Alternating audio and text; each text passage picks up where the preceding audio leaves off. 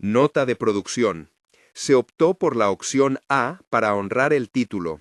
La historia nombra y desarrolla a 4 esclavos: Severino, Benedito, Cefa y Manuel. Severino y Benedito son los amantes centrales. Cefa actúa como testigo y pivote de la traición, y Manuel es el cómplice pequeño pero decisivo en la fuga hacia el quilombo. En una tarde de enero, el sol parecía tajear la tierra en rectas de luz tan blancas que el canavial ardía en un rumor.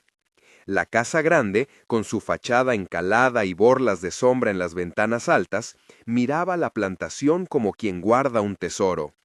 Desde lejos se oían los atabaques, ese latido que sostenía las noches en la senzala, y el rasgueo del viento entre las hojas cortaba la memoria de los hombres como un cuchillo. La señora de la casa grande, Mariana de Alburquerque, caminaba por el corredor con las mangas arremangadas, la seda pegada al cuerpo por el calor, y llevaba un secreto tan pesado como cualquier saco de azúcar. Mariana tenía 23 años cuando el secreto empezó a hacerse carne. Había heredado la casa y la etiqueta. Había sido educada para ser un adorno respetable y para encubrir el poder de su marido, el coronel Rodrigo, hombre de pocas palabras y manos aún más duras. Las habitaciones de la casa grande estaban llenas de telas, de libros mal leídos y de una cortesía que olía a formalidad y a soledad. Mariana conocía los vestidos y los bailes, desconocía el lenguaje de un abrazo que no fuera formal. En la casa, la riqueza era una jaula con barrotes de seda. Fuera de ella, la senzala era una red de cuerpos y nombres que el mundo mencionaba con menos interés del que merecían. Severino era mayor que Benedito por pocos años. Su rostro tenía surcos que no pertenecían a su edad, sino al trabajo y a la defensa. Era el capataz de la moenda, la voz que ponía orden en la fila de brazos y el corazón que contenía pequeñas rebeldías. Benedito era más joven, de manos ágiles, sonrisa breve, habilidad en la herramienta y una ternura que guardaba como quien guarda un tesoro en la costura de la ropa. Eran hermanos de sangre, y su vínculo era una palabra hecha de cuidados. Severino corregía, Benedito se reía de poca cosa. Severino pedía silencio cuando el miedo rondaba, y Benedito aprendía a mirar por los resquicios. Cefa servía en la casa grande desde que supo lo que era sostener una jarra sin derramarla. Era mucama, tenía ojos que lo veían todo y lengua que a veces era refugio y otras arma. En la cocina mezclaba sabores y en las noches, cuando la casa respiraba y los criados dormían, Cefa recogía pequeñas confidencias y las guardaba en su pecho. Manuel era un hombre joven y de paso firme en el canavial, conocido por su sigilo. No hablaba mucho, pero cuando lo hacía sus palabras medían la gravedad del río. Su lugar era a mitad entre la cocina y la tierra, y en su silencio había una lealtad que no necesitaba juramentos. El vínculo entre Mariana y los dos hermanos nació en el punto donde la necesidad de afecto se topa con la desesperación por la piel. No fue un enamoramiento color de pétalos, fue una serie de encuentros furtivos que comenzaron con compasión y se volvieron algo más inevitable. Primero, un gesto. Mariana llevó vino a la cabaña de los trabajadores después de una jornada en que la lluvia había hecho lodo los caminos. Luego, una mano. Después, una palabra más cálida que las otras que le dirigía su marido. En la biblioteca, entre lomos de libros que ella apenas leyó, buscó refugio de la opulencia que la asfixiaba. Fue allí, con un tomo mal cerrado y la luz colándose por el vidrio, que vio a Benedito por primera vez con ojos que no eran curiosos sino acogedores. Severino la observó, al principio con recelo, luego con una especie de compasión que era también enojo con la vida. Los encuentros se hicieron ceremonias de pequeñas misericordias. En la cabaña, oculta detrás del canavial, Mariana aprendió a coser heridas con manos que conocían el dolor. Benedito le mostró cómo doblar una servilleta de forma que nunca se deshiciera. Severino enseñó a cerrar una herida de trabajo con una calma que parecía una oración. No hubo palabras grandilocuentes. El amor se manifestaba en actos de cuidado, en el intercambio de pan escondido, en la tarde compartida donde ninguno hacía preguntas que exigieran respuesta. Todo era peligroso porque todo quedaba claro a ojos de quien quisiera ver. Una mujer bien vestida que bajaba al canavial era una anomalía, y ese desajuste encendía sospechas en el aire. El poder, en aquella facenda, tenía ojos por todas partes. El capitán Morais, feitor de pulso fácil y sonrisa cortante, percibió pronto lo que sucedía. No fue astucia divina, fue observación y cálculo. Morais se movía entre la casa grande y la senzala con la certeza de quien sabe que la menor fisura en la disciplina puede ser moneda de intercambio para quienes no tienen nada que perder. Cefa lo supo antes, quizá porque las mujeres de la casa escuchan donde otros no miran. El capitán vino con preguntas envueltas en promesas, favores que serían pequeños al principio y monstruosos al final. Chantajeó con la voz baja. Sugirió que una historia así, en la boca equivocada, podía hacer caer no solo a los esclavos, sino a quien la protegiera. Mariana pagó al principio con pequeños objetos de plata que atesoraba de la herencia. Compró silencio con joyas envueltas en papel. Compró horas a Morais con monedas escondidas en el tejido de un vestido. Pero el chantaje no se contentó con oro. El chantaje quiso ejercicio de poder. Morais pidió favores que no venían en forma de dinero, favores que olían a poder y a humillación. Allí donde la señora creía mandar, el feitor extendía una mano que preguntaba por la lealtad. Mariana se convenció de que podía comprar todo, pero no había cifra que borrara la violencia de la estructura que le ordenaba resignarse a su papel o a pagar por transgredirlo. Cefa observó con resentimiento. Durante mucho tiempo su lealtad era a la casa, pero la lealtad no sobrevivía sin alimento. En el pecho de Cefa crecieron motivos que no eran solo envidia.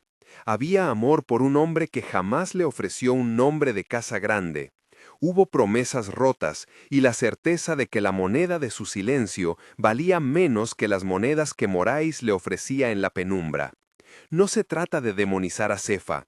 En su traición hay hambre, hay historia de daños, hay la capacidad humana de ceder cuando la desesperación aprieta. Fue ella quien, un atardecer, señaló sin querer el delito.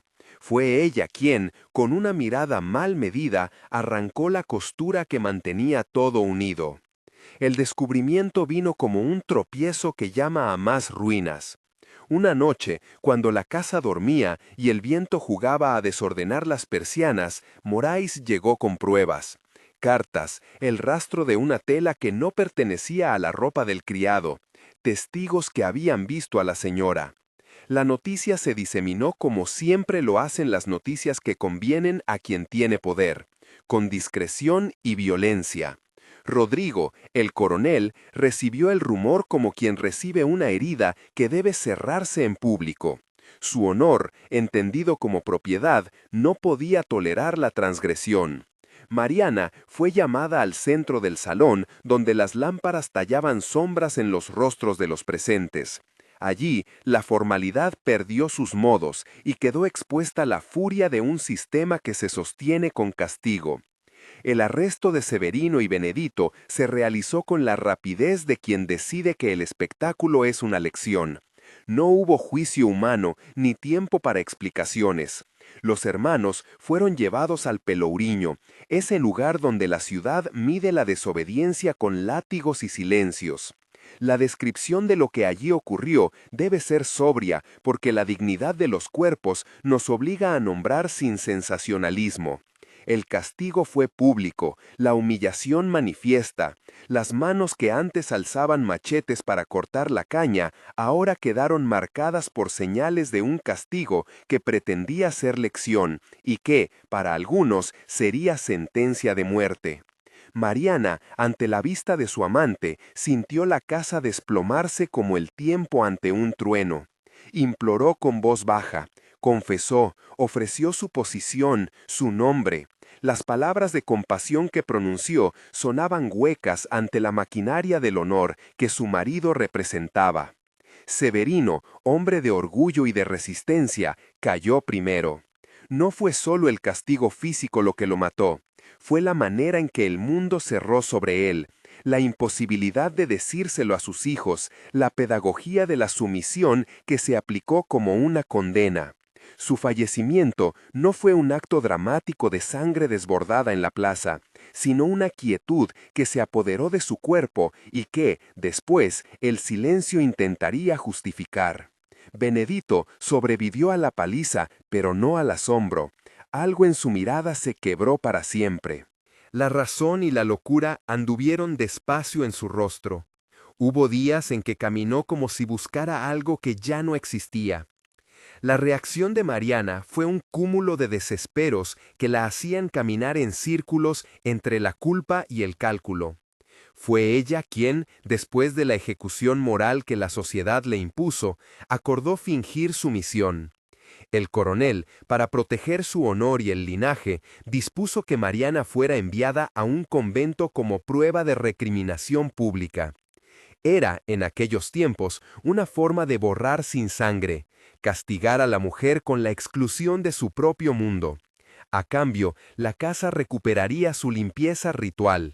Para Mariana, el convento fue una prisión silenciosa, un sitio donde la oración debía borrar lo que la carne había vivido. Pero no todo era resignación. En el fondo de aquel castigo, Mariana urdió una última rebelión que no buscaba volver a la casa grande ni a la gloria perdida. Buscaba salvar lo que quedaba vivo. Con manos temblorosas y recursos que aún controlaba, entregó a Manuel un mapa, unas monedas escondidas y la R de su nombre, en un susurro que no diría en voz alta el destino, sino lo suficiente para que el joven entendiera. Manuel fue el que tuvo la entrega de la huida porque su naturaleza de paso entre la cocina y la tierra le permitía moverse sin ser observado con tanto rigor. Su tarea fue sencilla y colosal, llevar a Benedito a un punto donde la libertad era posible, a un quilombo fincado más allá de los ríos que los mapas oficiales apenas registraban. La fuga se realizó una noche de lluvia ligera, la lluvia que borra huellas y que al mismo tiempo es cómplice en su sonido. No fue filmada por testigos, fue una secuencia de pequeños milagros. Una puerta sin candado en el momento preciso, un criado que fingió sueño, un guardia distraído por un fuego en la lejanía. Benedito, con los ojos más secos que la esperanza misma, caminó entre las sombras y sintió cómo, por primera vez desde la condena, su respiración no era medida por un látigo. Manuel lo guió por senderos que conocía como la palma de su mano. En la noche, Benedito oyó tambores lejanos y supo que se acercaba al quilombo, un lugar que no estaba en los mapas de los señores, pero que existía en el latido colectivo de quienes no querían ser dueños ni propiedad. Mientras Benedito se adentraba en la posibilidad de una vida diferente, la memoria de Severino quedó encendida en el corazón de Mariana. En el convento, entre rezos y salmos que sonaban a extraños, ella hablaba en silencio con el nombre que ya no podía pronunciar en la casa: Severino. Dicen las gentes que muchas veces Mariana se asomaba al muro y dejaba correr la mano por la tierra como quien toca una tumba. Su castigo fue doble, la pérdida pública y la privación del silencio interno. La religión se convirtió en un lugar de remordimiento y en ocasiones de redención pequeña. Cefa, por su parte, cargó su elección. La traición que había tejido no le trajo grandes galardones. Morais no ofrece honra, solo poder sobre otros cuerpos. El remordimiento llegó como una sombra que no pedía perdón, pero que exigía equilibrio. Cefa vio lo que provocó y, a su manera, intentó reparar. Cuidó a los hijos de Severino, les dio agua en los días de sol, habló de su padre en voz baja. Su humanidad no fue borrada por el acto, al contrario, su acto la obligó a reconocerse en la grieta que abrió. No es que el arrepentimiento borrara la culpa, es que la hizo existir. La historia, sin embargo, no acaba en la derrota ni en el triunfo simple. El Quilombo acogió a Benedito con la dureza de la selva y la ternura de la comunidad. Allí aprendió a reconstruir un nombre que la sociedad pretendía arrebatarle. Las noches de tambor fueron cura y rito. La República de Fugitivos le enseñó la manera de ser libre sin la ilusión de que la libertad borra el pasado. Benedito trabajó la tierra con otros, contó la historia de Severino en voz baja para que nadie olvidara. Y en su voz hubo a la vez pena y resistencia. Mariana no volvió a la casa grande. Murió años después, algunos dicen de tristeza, otros de frío que le caló hasta las costillas, con el rostro ajado por la oración y con el nombre de Severino en los labios en las noches en que el clamor del convento se volvió tenue. No hubo reconciliación pública, solo la certeza de que su secreto había sido más grande que la vida que le ofrecieron para repararlo. El coronel, envejecido y sin la mujer que había sido su trofeo, guardó su casa como un museo de apariencias.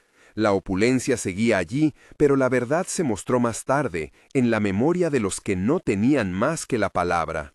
Con el paso del tiempo, la historia se convirtió en canción. Las voces del Quilombo y las que quedaron en la facenda la fueron tejiendo, una canción triste, un lamento, a veces un reproche, otras una invocación de aquello que se resiste a morir. La casa grande perdió brillo en algunas temporadas y lo recuperó en otras. La sangre de Severino quedó en la tierra como una marca que no puede borrarse con cal. Los recuerdos se dicen en noches húmedas, y los niños que corren por el canavial escuchan, de vez en cuando, una voz que cuenta de amores que no caben en la ley. No fue una historia de santos ni de villanos absolutos, fue sobre todo la crónica de cómo el amor, la codicia y la violencia se entrelazan en los cuerpos de quienes menos deben cargar con los juicios del mundo. La figura de Mariana, con su sed de afecto y su ceguera ante la estructura de la que se beneficiaba, es una de esas imágenes que exige compasión y condena a la vez. Severino y Benedito son ejemplos de dignidad que pagaron caro por su humanidad. Cefa y Manuel son pequeñas piezas que muestran cómo las decisiones, incluso las más desesperadas, son también fruto de condiciones que la historia no siempre revela. Pero si algo queda, es la memoria. Quizá el más grande triunfo de los que vivieron esa noche sea que nadie logró borrar los cantos ni la resistencia que, en los rincones, siguió latiendo. El canavial, que antes solo latía por la cosecha, se tornó un acorde que recordaba a los que lucharon con la piel y con la sangre.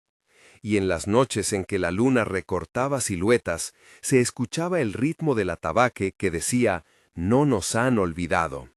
Si esta historia está tocando lo profundo de lo que eres y quieres escuchar más relatos que la historia oficial intentó esconder, suscríbete y queda conmigo para otras voces que piden no ser tragadas por el tiempo. En la memoria colectiva, algunas cosas se repiten como mantra. Los nombres, los gestos pequeños, la manera en que una mano sostiene otra en la oscuridad. Benedito vivió para contar. En el Quilombo, enseñó a los jóvenes a manejar el machete no para sembrar miedo, sino para abrir surcos de arroz y frijol, para alimentar cuerpos que ya no serían mercancía. Manuel fue recordado como quien dio el paso que otros no pudieron. Su nombre apareció en cuentos como el del hombre que sabe desde dónde llevar a la libertad. Cefa, al final, se convirtió en una figura compleja, acaso más humana por su error, acaso más trágica por la imposibilidad de enmendar todo. Mariana dejó como legado un gesto que muchos le criticaron. No devolvió al mundo el orden que se esperaba. Eligió salvar una vida a costa de perder la suya en la soledad del convento. Algunos la llamaron cobarde, otros heroína. La historia no permite etiquetas simples. Lo que sí hace es dejar una pregunta suspendida.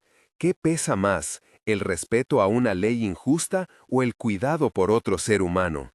Y esa pregunta sigue en el aire, como la brisa en la plantación, que no se deciden ni por el canto ni por la espada. El final, sin embargo, tiene una quietud que no equivale a olvido. Cuando los viejos de la comunidad se reúnen, cuentan la historia de la señora que tuvo un secreto con 4 esclavos y no temen usar la palabra secreto para nombrar lo que el poder intentó ocultar. Lo cuentan para que las nuevas generaciones sepan que el amor existe en registros distintos de los que se imprimen en los libros de propiedad. Lo repiten para que la dignidad de Severino, la ternura de Benedito, la complejidad de Cefa y la lealtad de Manuel no se pierdan en la bruma. Lo repiten para que Mariana no sea solo una dama de convento, sino una mujer que en su elección complicada eligió la vida de otro frente al brillo propio. Así termina esta historia, no con una sentencia fría, sino con la certeza de que las voces que se niegan a callar conservan la memoria. El canavial sigue allí, y si te acercas en cierta noche y escuchas con cuidado, quizá oigas un tambor que marca el nombre de un hombre, una mujer y 2 hermanos. Quizá oigas cómo la tierra recuerda que el amor, aun cuando está condenado por la ley de los que mandan, siembra resguardos donde la libertad puede renacer. Comparte esta historia para que no se pierdan las voces que la historia quiso callar.